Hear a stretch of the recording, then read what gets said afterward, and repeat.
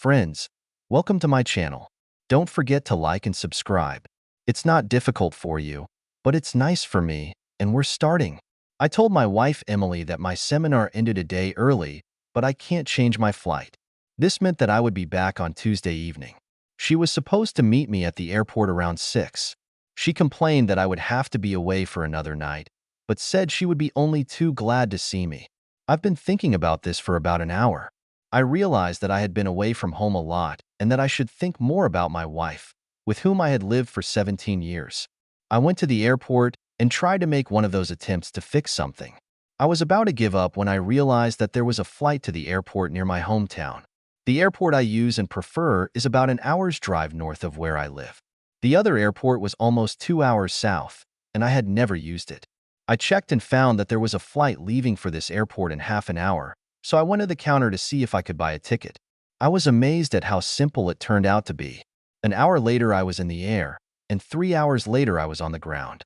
I could rent a car and be home at midnight. Emily had to find a way to express her joy at my early return. I mentally made a list of assumptions and smiled to myself. I decided not to call her and make my appearance a complete surprise. It was a little after midnight when I drove up to my entrance. The house was dark and Emily's car wasn't there. I thought it was weird while I was carrying my bag into the house and unpacking. Where can she be at such a time? I decided not to be surprised. I called her on her cell phone. She picked up the phone on the third ring. "Hello?" she muttered. She sounded sleepy. "Hi, Em. It's me." I decided to call and see how things were going. I lied. "It's okay, but it's well past midnight, Ron, and I was asleep," she replied. "I'll be at the airport tomorrow at 6 to meet you. Don't worry." I must admit, I was puzzled and more than a little curious to find out that she was asleep, but not at home. "Where are you?" I tried to call our home phone, but I only got through to the answering machine, I told her. "Where do you think I am, silly?" "I'm in bed. Our phone is not working. The master will come to me tomorrow to find out what the problem is. Several people have told me the same thing," she yawned. "Just call me on my mobile if you want to contact me." My head was spinning. Was she in bed upstairs? I was unpacking my suitcase there and didn't see her. It seemed unlikely. She lied to me outright. But why? "Well, I won't be on the flight at 6, so don't follow me," I warned. "It looks like we're going to have to stay a few more days. I'll call you when I know exactly the time and day of my return." "Oh, honey, I'm going to miss you so much. Come home as soon as possible," she purred. "I can't wait to meet you. I'll be in touch, dear." "I'm sorry I woke you up. Sleep tight and dream of me," I finished. "I will," she promised. Did I hear her giggle when she hung up the phone? I dialed the home phone number, and it rang normally. I thought about answering the phone and having a brilliant conversation with myself, but I didn't have the heart to do it. I went up to our room and searched under the bed and in any other place where a person could hide. "Ladies and gentlemen, Elvis has left the building. I'm in sales, not rocket science, but my nose worked well. I smelled something rotten. How dumb was I? Pretty dumb. That was my honest answer to myself. The next morning, I got up early and moved the rental car to the other side of the street. Around 7 in the morning, I saw Emily's car pull up to the house. A man was riding with her. I hid in the junk closet in the foyer, and he kept the door ajar. Emily unlocked the door, and they entered. "I just want to change my clothes and get ready for work," she told him. "I'll get some clothes for tomorrow, so we don't have to come back here tomorrow morning. I'll be back in 10 minutes. "I'd help you, but then I'd have to use you again," he laughed. "Then I'd have to fire you for being late." "I don't think you're going to fire me," Emily replied from above. "You like me working under you too much? Even your wife thinks I'm the perfect secretary. What would you tell her?" So this was Emily's new boss. But it was him she considered obnoxious and arrogant. I even wondered what else she would have done if she had liked the guy. He only worked for the company for a couple of weeks, if my memory serves me right. What a fast worker. "I told her you were the same age as her mother and weighed 220 pounds, her boss laughed. "When she sees you, I'm going to have to fire you anyway." Then he added, "I told her I'd be looking for a cabin this week. Now it looks like I won't be going far from the hotel for a couple of days." Emily came back into the room and laughed. She looked great, and Mr. Boss, was his name Joe? He grabbed her and kissed her slowly, wetly. I was tempted to take an umbrella off the shelf and shove it up his ass. Why don't you spend tomorrow night with me, right here? We can go to dinner and come by 8 p.m. Maybe when we get back, you'll be lucky enough to see the cabin after you've talked to its owner, Emily suggested. If you want, I can take you through all the rooms. Do you want such a tour? And if hubby comes home earlier? The boss asked. Jeff, you're so nervous. She chuckled. That was his name, Jeff?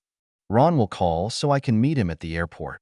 He'll give me a day's notice, so if he doesn't call today, he won't be coming home tomorrow. That's good enough, Jeff told her. I don't want some jealous husband trying to kill me. Ron is a cat, Emily replied. He'd probably offer you a beer and apologize for bringing me into your arms. He's just a weakling to me, Jeff suggested. Fear keeps you men in check. Then Emily added, most of the time. You don't seem too afraid of your wife. Trust me, I'd be in a bad position, Jeff replied. That was all I heard when they walked out the door. My face was red, and my blood pressure must have been through the roof. Not only was she unfaithful, my wife despised me. I sat down and thought about the situation. Gradually, a plan began to take shape. I remembered that Emily had told me that her new boss was being transferred from the company's headquarters in Houston. I needed to find out his name, so I made some phone calls. A few silly questions asked to the female secretary at Emily's job quickly brought me all the information I needed. His name was Jeffrey Ross, and he had a wife and 2 teenage children. She stayed in Texas until the kids graduated from high school, and then they joined Jeffrey Boy here in Springfield. He looked for a house every evening after work. I searched for the last name Ross in Houston on the internet switchboard and found 3 Jeff Ross in Houston. With the first call, I hit the bullseye. Mrs. Ross? Mrs. Jeffrey Ross? I asked. Yes, I'm Mrs. Jeffrey Ross. Can I help you? She replied. Does your husband work for Halifax? I asked. Yes, it works, she replied. This is Don Watson from Halifax. I lied. We're planning a little party for your husband, Jeff, and you. We will provide you with round-trip tickets to Springfield and back. It will be a complete surprise for Jeff. Will you be able to come? I couldn't help but think about what an asshole I was, but everything is fair in love and in war. I was in the war. I can ask my sister to look after the children, she replied. That sounds very nice. When is this affair planned? I almost answered her question directly, but I held my tongue. Tomorrow night. You will need to catch American Airlines Flight 1435. Just withdraw the money from your card, and the company will compensate Jeff with a check, I told her. We will ask someone to meet you at the airport. The flight will arrive at 5 in the evening, and the party will be at 8, so there should be a lot of time. Don't forget to keep it a secret, okay? She promised not to tell anyone, and I ended the conversation. Then I started calling Emily's friends and family to invite them to Emily's surprise party.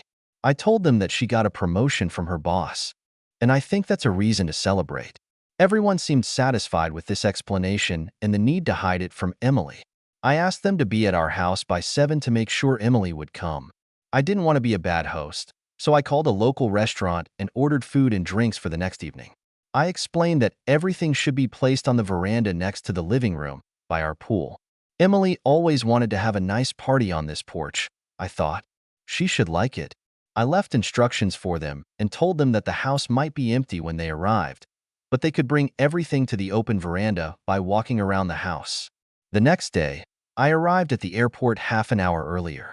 When the passengers entered the baggage compartment, I asked a couple of women without a pair if they were Mrs. Ross.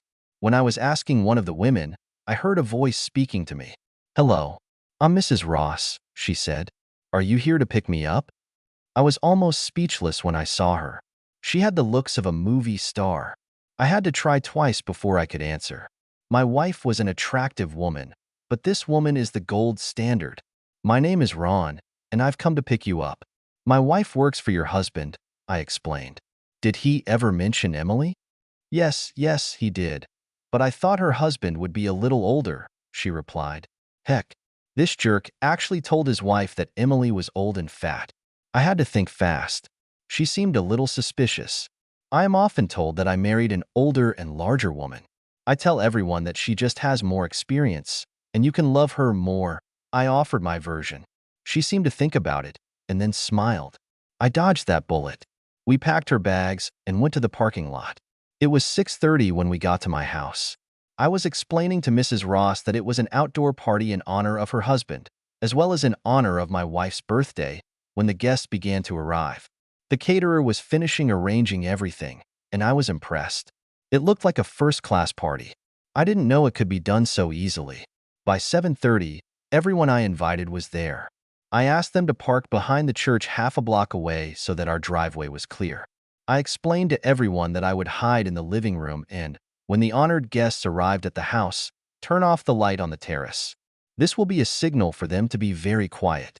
We had sliding glass doors leading to the veranda and vertical blinds that could be opened by simply pulling the cord about 4 inches. There was also a cord to open the blinds. There were also heavier curtains that we pulled over the doors in cold weather. They were big enough for me to hide, reach for the cords of the vertical blinds and the light switch on the veranda. A few minutes before 8, I saw Emily's car pull up to the house. I turned off the porch light and hid behind the curtains. Everything became very quiet. "I'm done," Jeff said. "Yes." He was yelling. "What are you doing here?" She demanded an answer. I was a little disappointed by such a trivial question. "This is my house, Emily. My name is written in the contract of sale," I replied.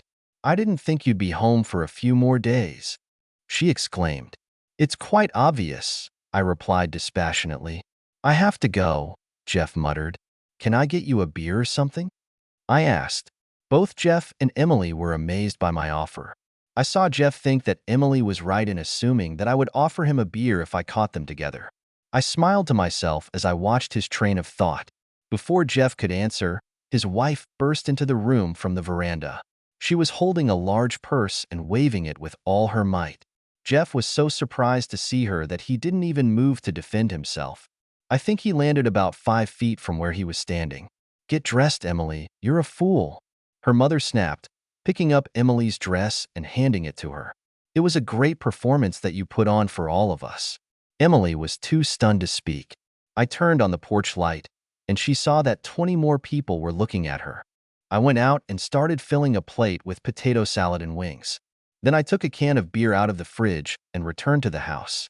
I sat down to eat and watched Jeff try to sit on his ass and Emily try to recover her lost speech. I had to admit that it was all pretty damn frustrating. As I was chewing on a wing, it occurred to me that I hadn't created this mess.